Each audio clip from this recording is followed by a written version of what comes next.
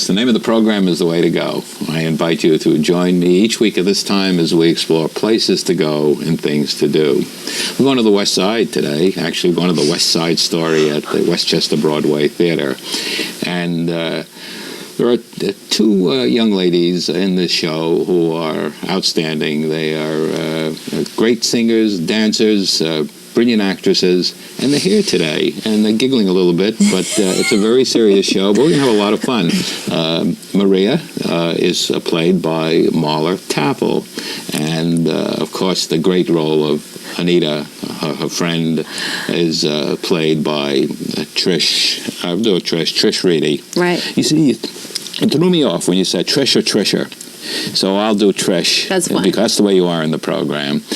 It's such a great show, and we're going to talk a lot about West Side Story and how it began and how you do it, and this great dancing show. And it's so full of energy, and it's got such a great theme. It's Romeo and Juliet brought up to date. How is it possible for you to sustain the energy and the emotion that's required from this for both of you? It seems almost impossible. Shall I start? Okay. Go right ahead. I find it very exciting, the show itself, with the music and the storyline, and the people that I work with on stage make it very easy for me every day to go to that place.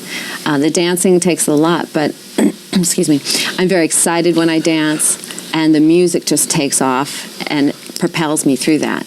And the scenes that we have together are wonderful. My favorite is in the second act, Boy Like That. We have a photo of that, which we're going to look at in a little while. You work so well together. Do you find the same thing as far as that is concerned, the energy, the emotion? I mean, this is it's a serious play. I drink a lot of coffee. I do a lot of push-ups off stage before we go on, and I do.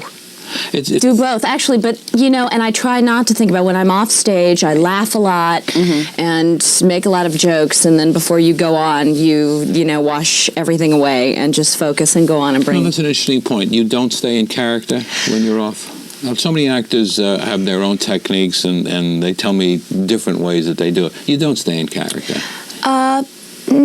I think it depends on the show. This show, no, I don't. But this show, for me, I have long periods of time where I'm not on the stage. It's not apparent to the audience that you're not there. Your presence is always there. Well, that's a wonderful thing about theater. Sometimes the best roles are the roles that you're never seen but for 5 minutes. You come on and you have this great 5-minute scene, but you've been talked about for the prior 3 hours. Right. And so, no, it never does feel that way because, it's always looming, Tony and Maria.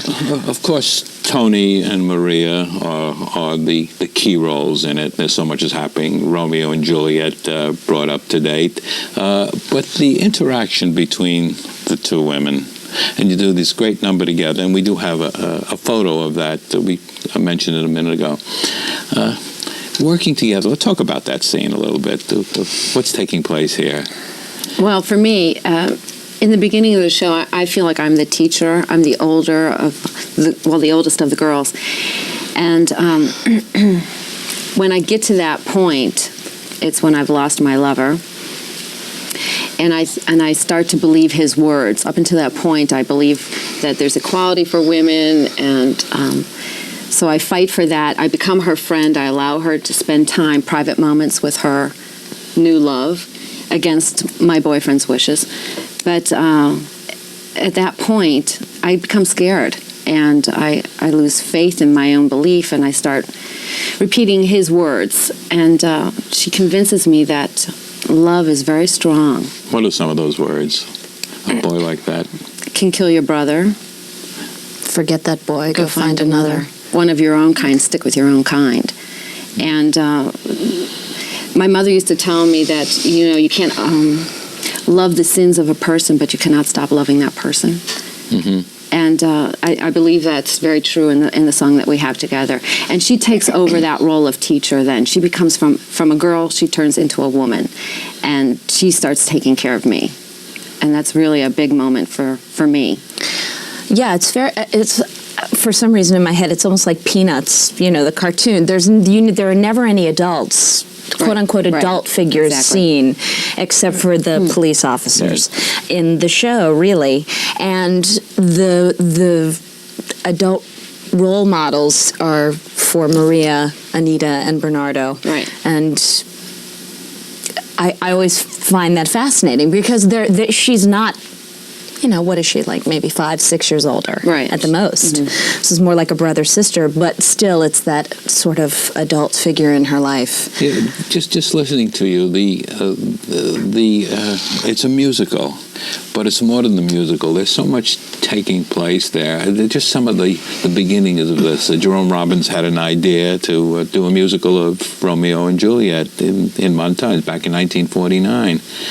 And so it was a serious subject to do. As a matter of fact, I don't know if many people know this, but originally the concept would be a Jewish girl and a Catholic boy and a Passover Easter type of conflict, and called East Side Story. And then Arthur Lawrence got into the picture, and Leonard Bernstein. Of course, Leonard Bernstein was going to do the lyrics, but was too busy, so they got this kid Lenny to write the lyrics. Not bad, by the way. What was this? Stevie? What was his name? Stevie Sondheim. Yeah, I remember that name somewhere. Little kid. And what a great combination to do this. And the music is unbelievable, isn't it? Well, I think it's one of the greatest musically. I think it's one of the greatest 20th century compositions. Is it an opera? No, absolutely not. Some people say that it is. I think I wouldn't say so. It's a symphonic piece. I mean, they play pieces from it in symphonies, like the Rumble. I listen to the Rumble and I compare it to, some of the greatest 20th century, composers. It's just amazing. Talk about the Rumble. What about it? What's taking place? Fighting. Boys fighting. Claiming of turf, fear of the unknown, of integrating with someone else's beliefs. That was a big thing back then. Respect. Yeah. Same things that young kids and gangs fight for now. And then, of course, there's, again, carrying the Romeo and Juliet theme, Tony and Maria, except the balcony scene is now on a fire escape. Mm-hmm. And some of the great songs come through in there. Mm-hmm. Tonight, of course. Tonight, Maria. How does it feel for you both to be in a classic? I mean, what does it do to you? It must emotionally do things for you. You say you go off and you laugh and you giggle and you go into character. You're never turned off when you're watching this show. That's the audience. I'm talking from the audience viewpoint. Oh, yeah. No. I mean, you can't come on and not be committed to what's going on. Mm-hmm. For me, I always feel like, oh God, the second act. That's like my real work is coming up now. Right. Why? Because that is the emotionally. There's the first act is filled with joy and lots of other things, lots of other growth as well. But in the second act, it's emotionally draining, and the end as well. So. It's a relief to let it go when you walk off stage, and remember what happens in between, and then you bring on what happened in between to the next scene. Maria, it's just so pure I mean, your voice is so perfect for it. Thank you. It's such a pure role in there. I don't know if she is, you know? I mean, I think that's a fallacy. I think the first line she says in the show is, make the neck lower. Let me show cleavage. Let me be like the other, Hispanic girls who dress very sexy. That's the first thing she says in the show. And I don't know. I don't know if I agree with that. She's lusty and wants to see the world and wants to have experiences and wants to be an adult, wants to be grown up. And then across the dance floor in the gymnasium, she sees this boy and the whole world changes for her. Right? And from that point on, I don't think that the person you just described is obvious anymore. I agree with you. I think then she shows her pure love. I think maybe that's what people think of when they see Maria and they say pure, is that she's so optimistic. She has so much hope. She believes. And it is a very pure love that she has. Because why shouldn't two people who feel those things not be together? You know, when I see a show or read a book, I never want to know what it's about in advance. I don't read blurbs in books. I don't read reviews of theater. I don't read movie reviews. I never want to know what it's about. And yet, with West Side Story, everybody knows the story. It's been a classic for so long, and yet you become a part of it. My wife says that she can't go to it without bringing along a lot of tissues. I mean, it's that kind of a great show. And of course, it played before the holidays and was sold out. And now tickets are going like crazy at the Westchester Broadway Theater. I think it's a tribute to what it is, and it's a tribute to both of you and the rest of the cast and what you do. And I think that's very, very important. You fit so well into what you're doing. This is a singing and dancing show. Not all the shows that we see have this much dancing. And of course, a lot of that falls on you and the others in the cast, but certainly with you in the forefront. How do you stay up to it? You talk about massaging, you talk about... I'm teasing. Holistic is what she's really referring to.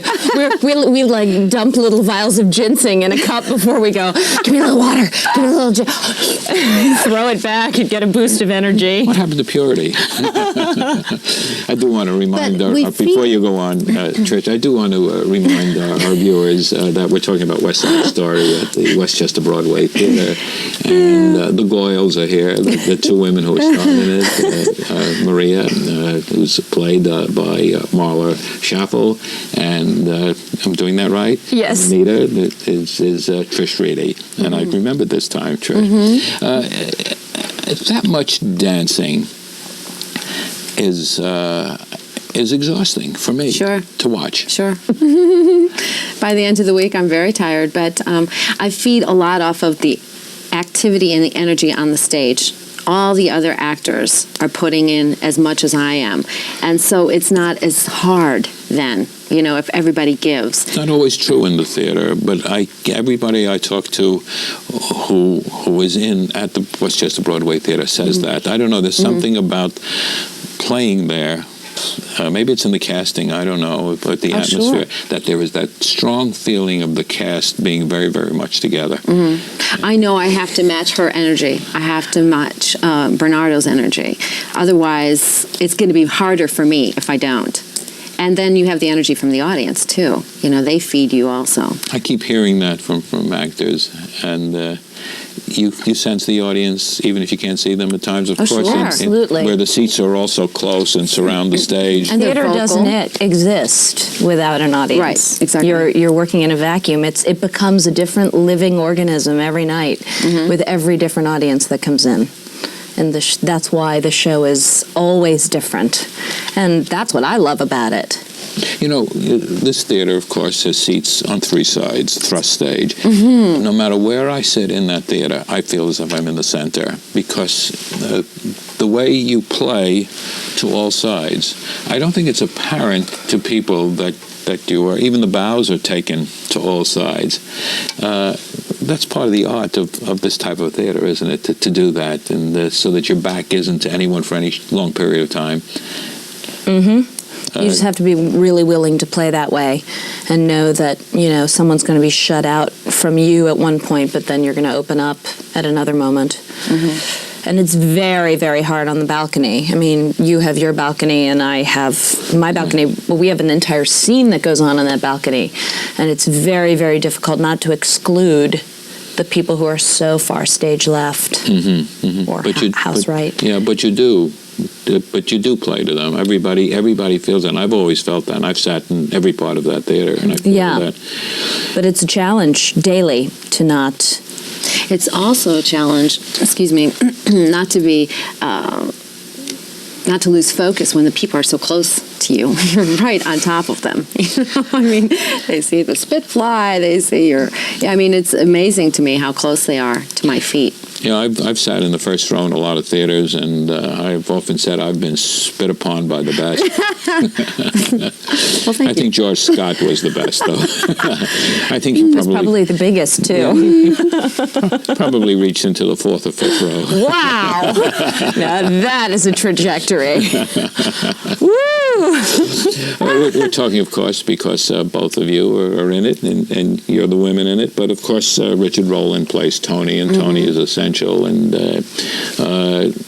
of course, he's familiar to the audiences of the Westchester Broadway Theater because he was in Damn Yankees and played the lead. I mean, he was great. And he's such a heroic figure certainly in Damn Yankees, and he's the hero of this. And everything revolves around him and his conflicts and his problems and all that happens. Again, playing together must be important. You say that who you're working with is very important. You have so many scenes with him that are so important. Do you develop that quickly, or does it happen? Well, at this theater, you better develop it quickly. We had 9 days to put the show together. So, and Richard had done West Side Story before, and I had not. So it was, in many ways, very helpful, and he was very open. And I'm someone who likes to try things very differently, and they're very specific when a show is this. I don't want to say old, but has been done this much. There's like a way to do things, or this, that, or the other. And I never want to do it the way someone says to do it. I want to, find a different way. And he was wonderful. We had a really nice time, wonderful time developing it. And it develops itself over the course of the 5 months that we're doing it. So, I mean, it was pressure to get it up, as we say. Yes. But its growth is constantly developing. That's what makes it exciting and new every day that you go in. You find something that you didn't discover before in that scene. I mean, we've been doing it a month, 2 months? It's probably 2 months now. And I still find new things that put a smile on my face. Such as? Well, even in our opening scene, just finding nuances, between our relationship makes it something that wasn't before, and new and revitalizing. So. It could be just a look at a different moment, catching each other's eye, There must be highlights for both of you in this show that particular you like. Is there any particular part of it that is your favorite? Well, it's hard to say. There are moments where vocally it's thrilling, and then there are moments where acting-wise it's thrilling. I mean, so for me, they get broken up into different sections. Acting-wise, I mean, I love the Tonight scene, the balcony scene. I love that, and I love the end when I'm not too exhausted. And vocally, I mean, it's just so exciting to sing. Taxing? This show is far more exhausting than I expected it to be. Singing One Hand, One Heart, singing those pianissimo things at the end, I think is just wonderful. And I'm thrilled to be a soprano for a change. For me, it's a wonderful thing. So I enjoy that. Well, I have different moments also. I love the beginning because I'm very playful and I'm having fun and I'm sexy and I'm with my guy. And then in this second act, I'm really growing up.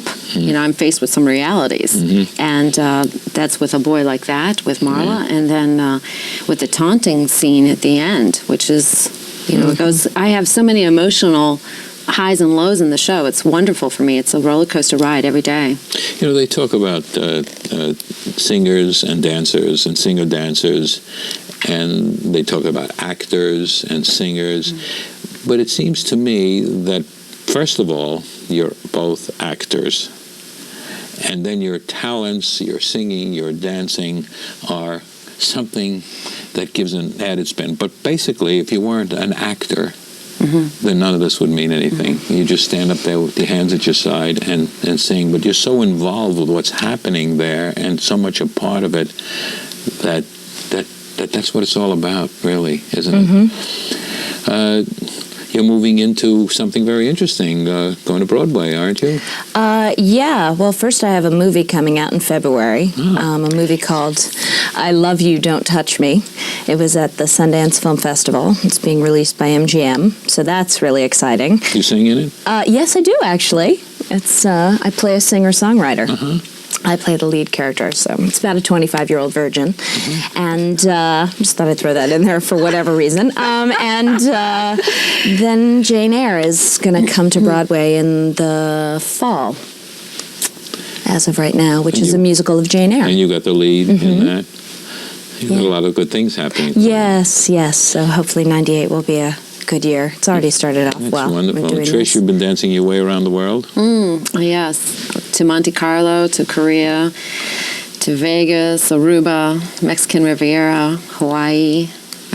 I've been in Paris and Italy. This can be a very Japan. exciting business for you. And what's happening at the Westchester Broadway Theater is an exciting place. Just looking over what's coming up after your run is completed in the end of March, then La Cage aux Folles comes in, starting in April and running through July 4th. And that's going to be followed in July through the end of September by Funny Girl. And then opening in October, My Fair Lady. So a lot of interesting things happening, and some great shows and wonderful things happening. I do want to make sure that before we run out of time, that we do tell people where they can get more information. And of course, it's an easy number to remember. And do you remember what it is? I think I do. 592-2222. That's pretty Did I neat. do it? You're a quick study. 592. I'm really good with numbers. Remember that 914? 592-2222. And just in case anybody cannot remember it as fast as you can, we'll put it up in the closing credits so that it can be written down. I really want to get into humor and no humor. I said to you before we started doing the program that I thought there was only one humorous number, and that's the Officer Krupke. And you disagreed with me. Is there a lot of humor?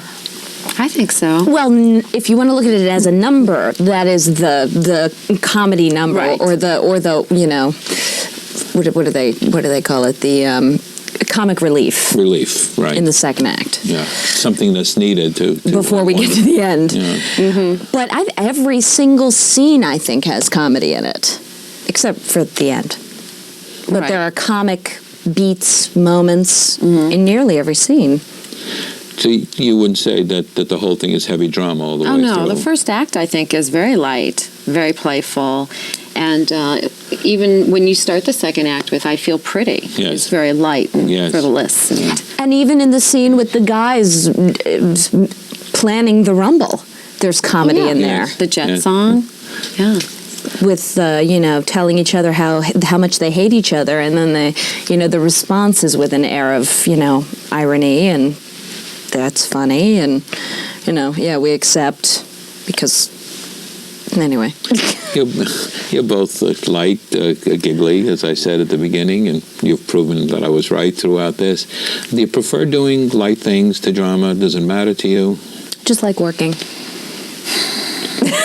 I like having A to Z. I really enjoy that in this show, that I get to have different beats and different emotions throughout the show. It keeps you fresh, And it's more exciting that way for me as an entertainer, as a performer. But you don't differentiate and say, gee, I'd like to play heavy drama, or I like to play light comedy. They're both acting, I suppose, and just a question of where you put your energies and your talent.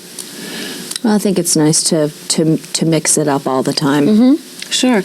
There's times when I'm doing a show and then I'll be yearning to do dramatic work, and I'll get that, and then I'll want to do something, comedic after that. So, or do a straight play, or do a movie. Yeah. But you made a very interesting comment when you said that it's working. You like working. Sure. In this business, that becomes a key, doesn't it? Someone asked a composer, what comes first, the words or the music? And he said, the contract. Yeah. that's true. No, look, I mean, they were doing West Side Story at Westchester. I've always wanted to do West Side Story. And I was like, I have to get an audition for that, because not only do I want to work, but I want to do the roles that exactly. that I've always wanted to do before I'm too old or to do them. So to be doing a classic, wonderful role like this for both of us is just makes me happy. I interviewed Rue McClanahan on this program a few months ago, and she said, is there any other job in the world where you have to look for a new job 9 times a year? And here's someone who's working all the time. And it gets it all about with auditioning, and you have a film, and then you've got a show coming, and you're working right now, and you have to look to the future. Betty Comden, who I also interviewed on this program, how wonderful. She said to me, you always have to be working on something else, because once this show is up and going, you can't wait for it to be finished to start on the next one. You always have to have something else going and working on something else, because life goes on and jobs go on, and then you got to find them where they are. And I think what we found is, believe it or not, that we've run out of time. Oh, really? And so I thank you both for coming over here, from taking your time off from the west side of New York, from West Side Story, and telling us some of the background and about this wonderful, wonderful show. Thanks very much. Our pleasure. We're talking today about the women who are starring in West Side Story at the Westchester Broadway Theater. A great show. They're great in it. You'll love it. Go see it. I'm Norman Liss. Until next time, enjoy yourself.